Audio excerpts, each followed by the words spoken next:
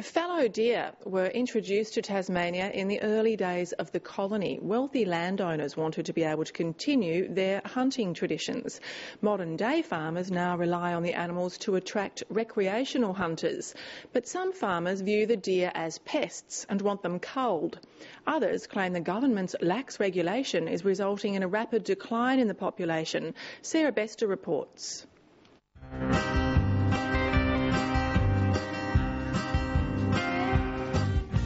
Julian von Bibra uses the deer on his Midlands property as a lure for hunters. His deal with hunters is they cull pests like possums and wallabies in return for accommodation and the chance to shoot one of the big stags which thrive on the property.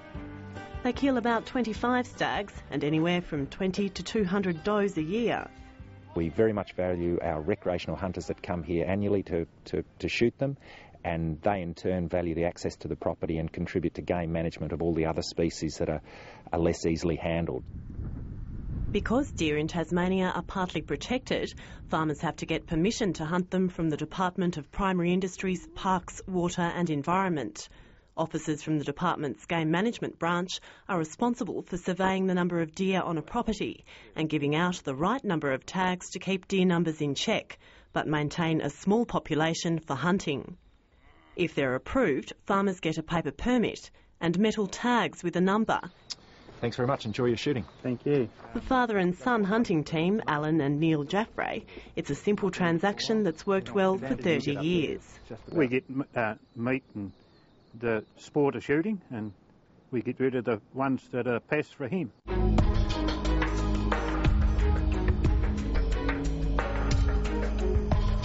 Not all farmers agree with Julian von Bibra's approach.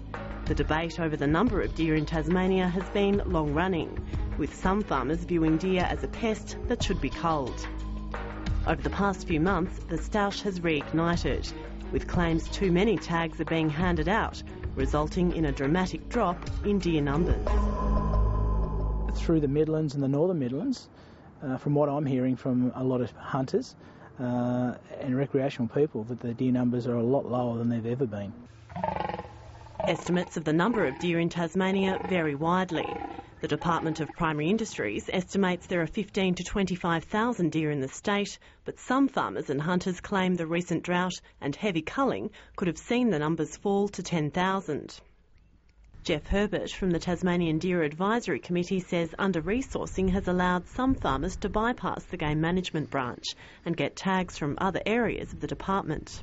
The complaints have been in regard to properties around the Northern Midlands where they've actually been issued and asked for more tags than the amount of deer that they would actually have on the property.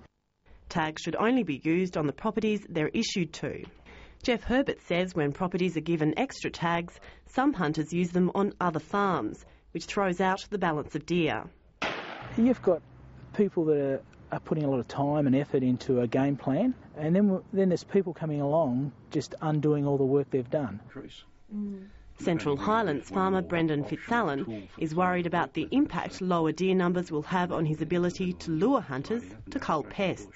If deer numbers were decreased significantly, I think then our hunters would lose interest there, and our wallaby and possum numbers would rise through just lack of interest to be on the property. He's also had first-hand experience of tags ending up in the wrong hands. There has been a few occasions when they've had access to my property. People have been caught out on the highways with especially male deer, stags, and they've had a tag for them. Mr Fitzallen wants an investigation into how some property owners are getting extra tags. I'd say there's parties there that are more interested in wiping out the whole deer species. So they have access to well-connected people which have access to large amounts of tags. Central Midlands farmer John Bignell didn't want to talk on camera, but has told Stateline deer are a pest and says he believes farmers should be issued with as many tags as they need. In a letter to Stateline, he says his property is regularly ravaged by roaming deer herds which can travel 5 to 10 kilometres overnight, jumping fences and devastating crops. Wayne Tarali has developed game management plans for properties in the Central Highlands. He's also worked as a recreational hunter on a large property in the state's northern Midlands for nearly 3 decades.